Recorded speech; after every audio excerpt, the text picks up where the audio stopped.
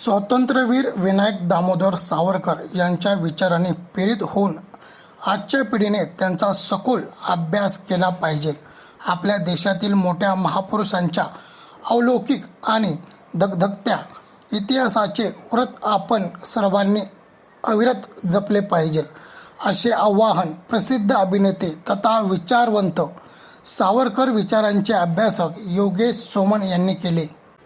तसेच नाशिकच्या महापौर हेमगौरी आडके यांचा सत्कार अभिनेते योगेश सोमन यांनी केला. तसेच काही मंडळांचा सत्कार अभिनेते विचारवंत योगेश सोमन तसेच जिल्हाध्यक्ष अंकुश पवार, प्रभाग क्रमांक 13च्या नगरसेविका मयुरी अंकुश पवार यांनी केला.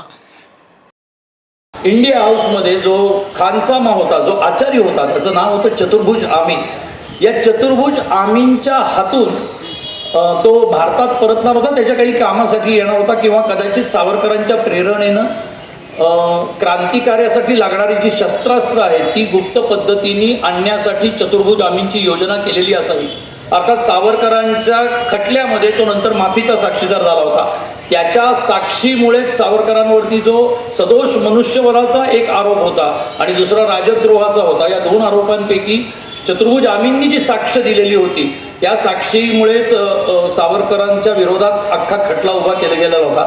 तर हा चतुर्भुज आमीन 15 फेब्रुवारी 1909 रोजी जवळजवळ 21 पिस्तूल, एक मोठा लाकडी पेटारा तयार केला होता, ज्याच्यात बाकीच्या सहकाऱ्यांनी पुस्तकामध्ये खाचा करून जुनी पुस्तकं, असे जे मोठाले ग्रंथ असतात इंग्रजी, म्हणजे शेक्सपियरची नाटकं असतील, इतिहासाची पुस्तकं असतील, तत्त्वज्ञानाची पुस्तकं असतील, अशा पुस्तकांमध्ये पिस्तुलाच्या आकाराच्या खाचा करून त्याच्यामध्ये पिस्तुलं लपवलेली होती आणि शिवाय चोर कप्पा तयार केलेला होता आणि त्या चोर कप्प्यामध्ये ही 21 पिस्तुलं आणि काही शेकड्यांनी काही कारतुसं असतील, ही सगळी त्याच्यामध्ये दडवून 15 फेब्रुवारी 1909 रोजी चतुर्भुज आमीन बोटीवर चढला आणि तो साधारण मार्चच्या 5-6 तारखेला भारतात येणार होता. आणि त्याला तिथे सांगितलेलं होतं की भट म्हणून जे तिथले अभिनव भारताचे मुंबईमधले गिरगाव इथे राहणारे जे कार्यकर्ते होते आणि ते मावस बंधू होते सावरकर कुटुंबातले, म्हणजे बाबारावांचे, विनायकरावांचे मावस बंधू होते, त्यांच्याकडे हे सामान पोचवायचं आहे. पण अगदी ऐन वेळी असं सांगितलं गेलं की नको, त्यांच्या घरावरती गुप्त पोलिसांची, कारण तोपर्यंत सावरकरांचे नातेवाईक, सावरकरांचे मित्रमंडळी, अभिनव भारताचे नाशिकमधले सदस्य, त्यांचे नातेवाईक, या सगळ्यांवरती गुप्त पोलिसांची नजर राहायला लागलेली होती. लंडनमध्ये सुद्धा स्कॉटलंड यार्डचा जॉन मॅकार्थी नावाचा जो अधिकारी होता तो खास विशेष करून सावरकरांवर लक्ष ठेवून होता. पोलिसांचा ससेमेरा सुरू झालेला होता. सावरकरांनी इंडिया हाऊस सोडलेलं होतं. अक्षरशः निर्वासितासारखं राहण्याची त्यांच्यावर वेळ आलेली होती. त्यामुळे तिथली जी सार्वजनिक ठिकाणं, सार्वजनिक बागा अशा होत्या, अशा ठिकाणी सावरकर कधी कधी रात्रभर राहत असायचे. कुठल्या तरी वाचनालयामध्ये दिवसभर वेळ व्यतीत करायचे असायचे, कधी स्टेशनवर राहत असायचे, कधी लंडन मधल्या झोपडपट्टींमधनं, अतिशय गरीब वस्त्यांमधनं 1 शिलिंग 1 पाऊंड वगैरे असं काय पर डेचं, प्रति दिवशीचं जे काय भाडं असतं ते कसं बसं देत अशा पद्धतीने सावरकर तिथे निर्वासिताचं जगणं जगत होते. कल्पना करा की लंडन मधल्या अक्षरशः हाडापर्यंत पोचेल अशा कडाक्याच्या थंडीमध्ये अक्स ब्रिज असेल, सिक्लेअर स्क्वेअर असतील, हे सगळे लंडन मधली सार्वजनिक ठिकाण आहे. तिथे सावरकर उघड्यावरती राहायचे, अक्षरशः थंडीत कुडकुडत राहायचे. त्यावेळेला त्यांच्या मनात आलेले विचार त्यांनी वेळोवेळी जे व्यक्त केलेले, तेव्हा ते म्हणायचे की अरे याचसाठी केला होता अट्टाहास, यासाठी तर राष्ट्राच्या स्वातंत्र्य होण्यासाठी क्रांतिकार्य हाती घेतलेले आणि आपण काम करतोय. कधी ना कधीतरी हीच वेळ काय, कधीतरी बलिदानाची सुद्धा वेळ आपल्यावर येणार आहे. आपल्या आधी मदनलाल गेलेला आहे, आपल्या आधी असे अनेक गेलेले आहेत, त्यांच्या मार्गावरनं आपण जात आहोत. तर यासाठी मनाची, शरीराची तयारी करणं गरजेचं आहे, तेवढं कणखर राहणं गरजेचं आहे. अशा याच्यामध्ये निर्वासिताचं हे आयुष्य ते जगत असताना ही 21 पिस्तुलं भारतामध्ये आलेली होती आणि ऐन वेळेला त्यांना भट यांच्या, म्हणजे स्वतःच्या मावस भावाकडे न देता मार्चमध्ये पोचल्या पाटणकर नावाचे जे अभिनव भारताचे सदस्य होते त्यांच्या घरी या पिस्तुलं देण्याची व्यवस्था करण्यात आली. ती त्यांच्यापर्यंत जायची आणि मार्च अखेरीपर्यंत चतुर्भुज आमीन परत लंडनमध्ये ती 21 पिस्तुलं देऊन आला. या 21 पिस्तुलांच्या रेफरन्सने मी आजचं व्याख्यान का सुरू केलं, तर ह्याच 21 पिस्तुलांपैकी 2 पिस्तुलानंतर पेणमधून अनंत कानेरे, कर्वे, देशपांडे यांनी किंवा अभिनव भारताच्या त्यांना सहाय्य करणाऱ्या लंडनमधल्या, मग त्याच्यामध्ये अभिमानाने सांगतो आजच वाचत असताना त्याच्यात एक सोमण नावाचेही गृहस्थ होते, त्यांनी ती पिस्तुलं इथपर्यंत आणली. कारण ती गिरगावमधनं ती पेणला गेलेली होती, पाटणकरांच्या माध्यमातून ती पेणला गेलेली होती, पेणमध्ये अतिशय गुप्त अवस्थेमध्ये ठेवलेली होती आणि काही सांकेतिक शब्द, सांकेतिक वाक्य झाल्याशिवाय ती हत्यारं एकमेकांना दिली जायची नाही. ती एकमेकांना त्या गुप्त संदेश, ते संकेत अतिशय शिताफीनी पोचवण्याची व्यवस्था ही अभिनव भारताच्या सदस्यांनी केलेली होती. कारण नाशिककरांसाठी पर्वणीच होती. कुंभच्या आधी जे खरं मंथन झालं पाहिजे विचारांचं, त्यासाठी आज योग्य ते गुरुतुल्य असे आमचे योगेशजी सोमण इथे उपस्थित होते.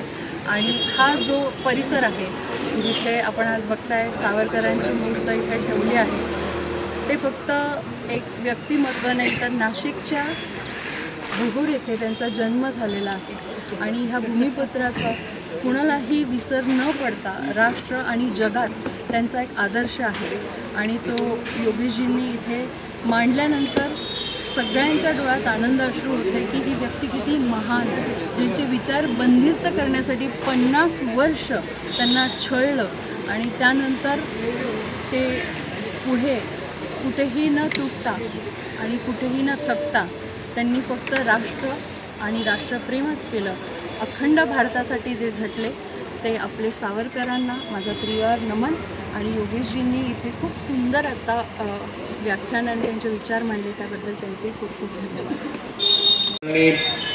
तरुणांनी, आजच्या पिढीने प्रेरणा घेऊन राष्ट्रभक्ती आणि हिंदुत्व हे त्यांचं वाढवावं, लोकांमध्ये त्याचा प्रसार व्हावा, हाच एक उद्देश आहे.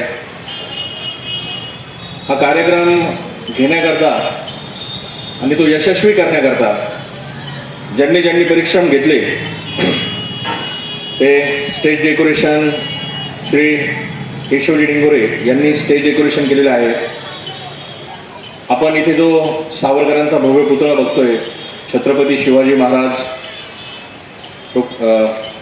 महात्मा फुले, डॉक्टर बाबासाहेब आंबेडकर, हे सर्व पुतळा, हे ह्या ज्या मूर्त्या आहेत त्या आपल्याला मदन गर्गे यांचे चिरंजीव श्रेयस गर्गे, मंदार गर्गे आणि मिलिंद गर्गे यांनी करून दिले. मी त्यांचा आभार मानतो. फोटो व्हिडिओ व्यवस्थापनावाल्यांचेही आभार.